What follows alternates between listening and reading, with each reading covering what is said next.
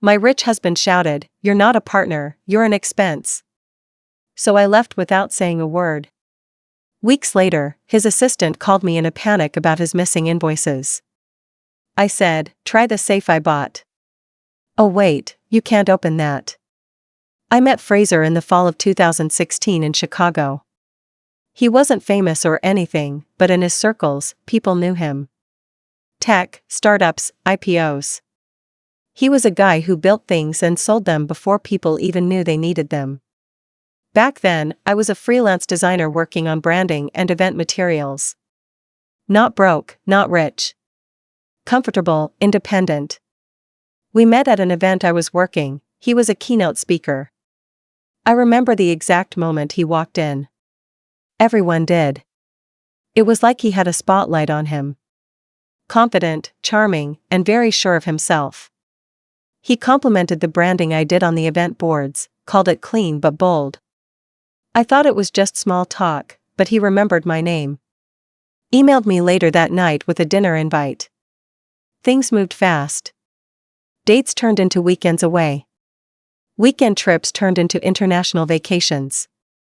It was like a movie, the kind where the wealthy but lonely tech guy sweeps the creative girl off her feet. Within 8 months, he was talking about marriage. By 10, we were engaged. A year later, we had a small ceremony in Maine with only 40 guests. Everything felt dreamy. But no one tells you that sometimes red flags feel like excitement in the beginning. Fraser liked control. He liked precision. He liked predictability. And I, being the peacekeeper I'd been raised to be, bent myself to fit his version of life. At first, it was little things. He didn't like when I ordered food delivery more than twice a week, unhealthy and wasteful, he said. Then it was about how often I saw friends. He preferred hosting, not pointless outings. It wasn't violent. It wasn't screaming. It was colder than that. It was a spreadsheet of household contributions. It was a monthly review of how we spent his income. Even though I was helping in ways that didn't show up on a bank statement. He didn't stop me from working, technically. But he made it harder and harder for me to keep taking freelance jobs. "You don't need to work," he'd say. "We need structure. A home base." So I became that. I built our home. Managed renovations, hired contractors, kept track of every receipt. When Fraser's company started expanding, I helped there too. Quietly. Behind the scenes. Organizing contracts, setting up digital systems, labeling invoices, managing his calendar when assistants burned out. He told his friends I was amazing at the admin stuff. They thought I was lucky to have such a comfortable life. And I started believing that maybe I was. Until one day, I wasn't. It was a Sunday. I remember because the air smelled like fresh cut grass and burnt toast. I'd overcooked breakfast, and Fraser was annoyed. He didn't say it outright, but he pushed his plate away without touching it. We were sitting at our kitchen island, granite, imported from Italy, when I brought up the idea of hosting a brunch for my sister. She was pregnant with her first child, and I thought a soft Sunday gathering with a few close friends would be sweet. Fraser didn't even look up from his phone. "That's not happening. We're not turning this place into a daycare for your broke relatives." I blinked. He had never said it like that before. Usually it was sarcasm or silence. This time, it was just cruel. I stood still. Let it slide off me like water. I was used to this, in a way. But then, he said it. Out loud. Like he'd been thinking it for a while. "You're not a partner. You're an expense." That's when something inside me just shut off. There was no rush of emotion. No dramatic fight. I just felt done. So I got up. Walked upstairs. And started packing. He didn't follow. Didn't ask what I was doing.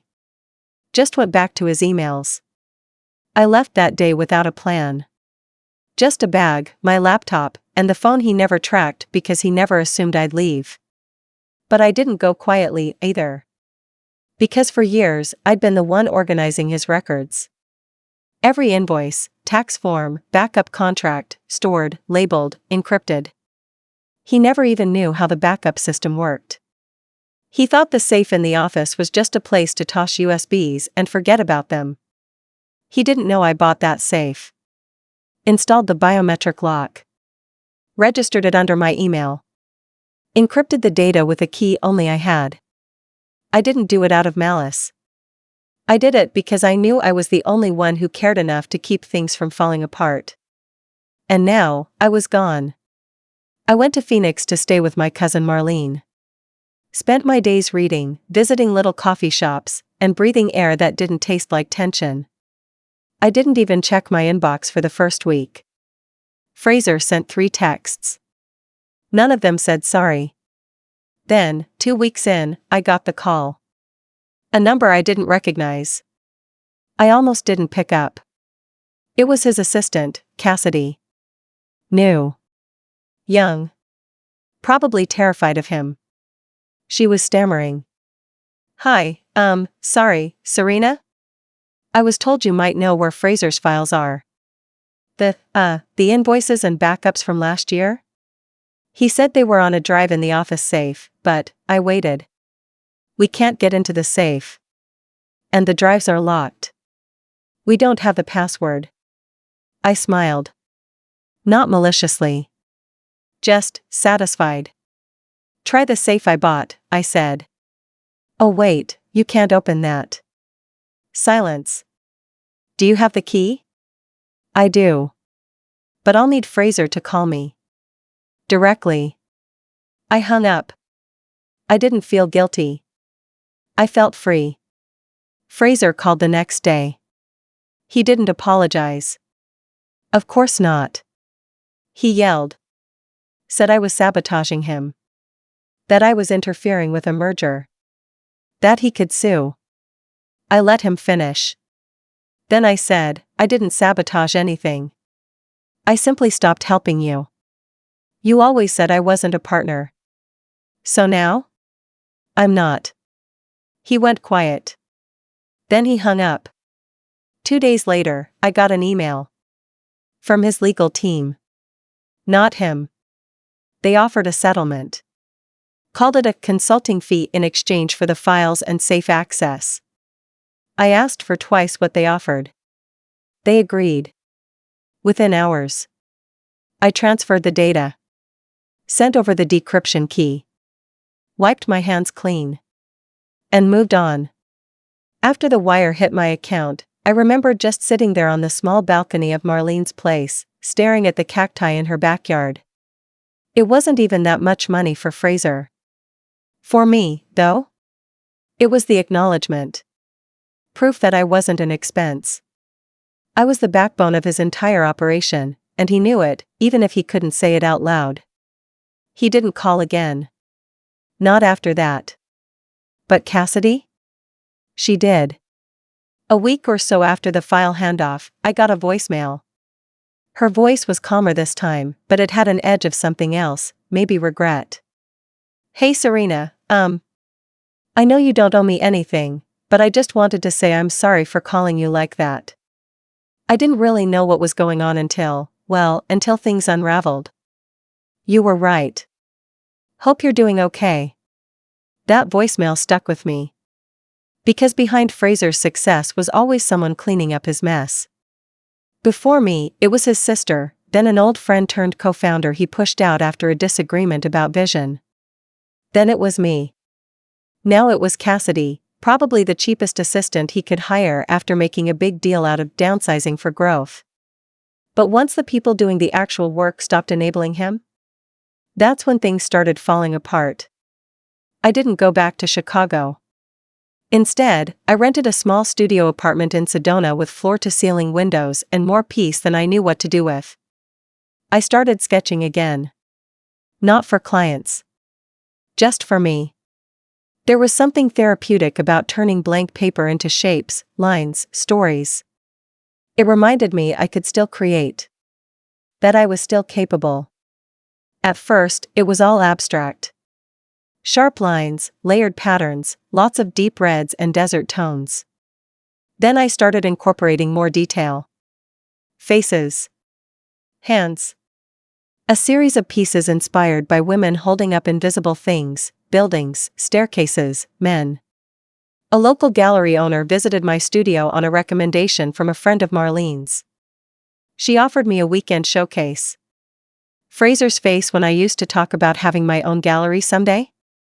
He'd always look confused. Like art was cute, but unserious. Something for college kids or retirees. That's the thing, people like him don't see value in what they don't understand. If it can't be monetized immediately, it's meaningless. But in Sedona? People felt things. Art mattered. Conversations weren't about what you earned, but what you saw. What you'd survived. People asked real questions. They listened to answers. It was healing. One afternoon, maybe 2 months after the settlement, I was reorganizing my supplies when I saw an email from an unfamiliar domain. The subject line said, "Invitation to contribute, Women in Systems." Turns out, someone from a nonprofit tech organization had seen my name on one of the safe encryption tools. Apparently, Fraser had never removed me from the credits, and wanted me to contribute to a panel on women behind the build. I almost laughed. I wasn't a coder. I wasn't an engineer. But I was the reason Fraser's digital infrastructure didn't collapse during those critical years. I had built the framework, trained his early staff, organized entire databases. Quietly. Invisibly. So I said yes. The panel was held in San Diego. A mid-sized conference, nothing huge. I spoke for 20 minutes. Talked about what it meant to be the person behind the person, and what happens when women let themselves believe that invisibility is the same as support. Afterwards, I had a line of people, mostly women, waiting to talk to me. One was a former executive assistant for a well-known real estate mogul. Another had run operations for a wellness startup until she was edged out by her own intern. Every story had a common thread, invisibility. And then, awakening. I realized something that day: Fraser wasn't special. He was just another man who'd mistaken silence for agreement. Support for subservience. And I was one of thousands of women who'd quietly built someone else's empire, brick by brick. But I wasn't building his anymore. A few months after the panel, I launched my own small business, a creative consulting service for female entrepreneurs. Branding, systems, digital tools. But done differently. No gatekeeping. No ego. Just clarity, strength, and ownership. I named it Fifth Backbone. Because that's what I'd been in Fraser's company, the fifth assistant, the fifth system architect, the fifth backbone he leaned on without realizing it. And I wasn't going to be anyone's backup again. Still, despite all the movement, all the growth, there were moments, late at night, usually, where a memory would creep in. Our old bedroom in Chicago, with its cold marble floors. Fraser standing in the doorway, half listening as I told him about a new art show I wanted to visit. His flat response: "If you want to go to something like that, just invite one of your artsy friends. It's not really my scene." So many things weren't his scene. Feelings. Slowness. Joy that wasn't measurable. And for a long time, I made myself smaller to stay in his world. But now? I'd made my own. One morning, Marlene sent me a screenshot of a local Chicago newsletter. Fraser's name was mentioned in a blurb. His company had backed out of a major deal citing unexpected internal restructuring. I didn't reach out. I didn't gloat. But I did feel a wave of something unexpected, peace. Because for the first time in years, I didn't feel invisible. Or undervalued. Or lost. I just felt, me. Still, I knew this wasn't the end of the story. Not really. Life has a funny way of circling back. And I had a feeling Fraser wasn't done trying to control the narrative. Especially not when he realized just how much of his success had walked out the door the day I packed my bag in silence. And there was still one last thing he hadn't realized I'd taken with me. It wasn't money. I didn't take anything material, at least not in the way he'd accuse. What I took was his blueprint. Not the code or contracts, I gave all of that back for the settlement. No, I'm talking about the human blueprint. The structure he depended on. The sequence of routines, workflows, filters, every little mental checklist that made his world run smoothly without him even realizing it. I had created a system around him like scaffolding around a fragile monument. When I left, the structure stayed intact just long enough for him to think everything was fine. But then, bit by bit, it began to sway. It started with the files. Then his internal scheduling. Then his financial auto-sorting, which I'd built with conditional formatting in a program he didn't even know was tied to my business email. He had replaced me with software and staff, sure. But he never replaced the why, the thoughtfulness behind each mechanism. The context. The intuition. That's the thing about systems, they work great until they don't. Until a single human piece, one you thought was easily replaced, goes missing, and everything starts to wobble. Months went by. I got busier. Happier, too. Fifth Backbone started picking up steam through word of mouth. A local boutique owner hired me to revamp her branding. Then a therapist, then a group of women running a co-op farm just outside Flagstaff. These weren't billion-dollar companies. These were women who'd been told their businesses were cute or niche, when in reality, they were building sustainable, community-centered legacies. I liked that. I liked helping build something honest. In one of those full-circle moments, a woman named Selena contacted me for a branding consult. Her name sounded familiar, but I couldn't place it until halfway through our first Zoom call. She'd worked for Fraser. One of the early developers he burned out before his first seed round. She didn't recognize me at first either. But when she did, she leaned back in her chair and just said, so you were the reason everything ran so smooth back then." We laughed for a solid minute. That consultation turned into a partnership. She had the tech chops I didn't. I had the operations sense she lacked. Together, we built a streamlined platform to help other women manage both. We called it Spineline. A nod to strength. And quiet, unwavering support. By this point, I had a routine. Mornings in my studio. Afternoons with clients. Evenings quiet. Tea. Audiobooks. Sometimes the desert would bloom and I'd take pictures and send them to Marlene with silly captions. I didn't think about Fraser much anymore. When I did, it was like recalling a character from a different book, familiar but no longer relevant. But then, out of nowhere, I got a message that stopped me cold. An email. No subject line. No sender name, just an encrypted domain I recognized from his company's old internal server. Probably sent using a burner email system. It said, "We need to talk. This is bigger than Invoices." No greeting. No punctuation beyond that. Classic Fraser. I stared at the message for a while. I didn't feel fear, just curiosity. I didn't respond. But 2 days later, Cassidy called again. This time, her voice was lower. Tired. "Serena. I know you don't want to get involved. But something's really wrong." Apparently, after the failed merger and some public fallout, a series of audits had been triggered. The investors, big ones, had started sniffing around. Turns out, Fraser had continued using some of the systems I built without properly transitioning them after the settlement. And worse, some of the assets were still legally registered under a shared entity that I had partial rights to. An LLC we'd created together back in the early days, which, surprise surprise, he never bothered to dissolve after I left. That meant I was technically listed as a partner on some of the IP tied to the original company infrastructure. It was the first time Fraser had ever needed my name to mean something other than an expense. Cassidy told me he was reconsidering some past decisions. That he was trying to find a way to repair connections. But I knew him. He didn't want connection. He wanted control. He wanted to clean up the optics and keep the money flowing. What scared him wasn't the audit, it was the idea of someone like me having even a sliver of leverage over him. And the truth? I did. But I still didn't want revenge. Not in the way he probably feared. I wasn't going to sue him. I wasn't going to go public. What I wanted now wasn't destruction. It was clarity.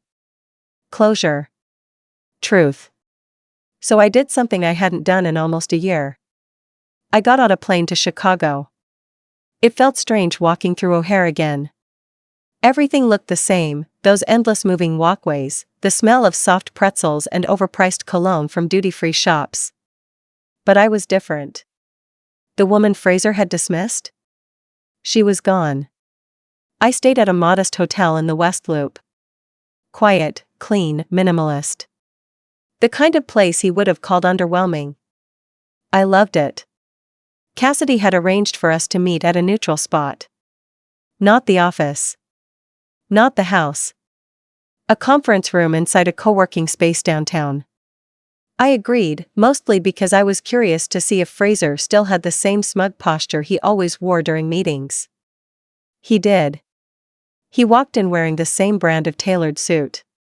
No tie this time. A small gesture of faux humility. His hair was grayer. Face tighter. He looked like someone who'd been managing chaos for a little too long. We didn't shake hands. He sat across from me, cleared his throat, and jumped right in. You're aware of the situation, I assume. I nodded. Cassidy explained. He glanced away, jaw tight. For the first time, I saw something like discomfort in him. Not guilt. But awareness. I didn't handle things perfectly. You were more involved than I gave you credit for.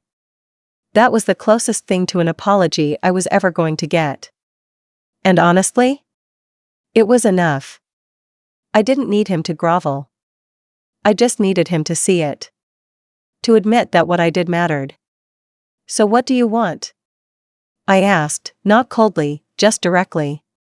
He looked almost relieved that I'd asked it so plainly. I want your help untangling the IP. Quietly. So we can both move forward. The irony of it all. He'd spent years convincing me I was replaceable. Now, I was the one piece he couldn't replicate. I leaned back in my chair, crossed my legs, and said, all right.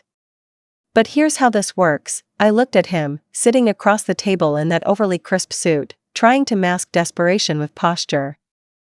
The man who once shouted that I was an expense was now, quietly, asking for help. But this wasn't about forgiveness. This wasn't about being the bigger person. This was about showing him, through calm, unwavering presence, that I had always held the power he pretended I didn't have. Here's how this works, I repeated. You sign over full rights to the shared LLC. Every tie, every document.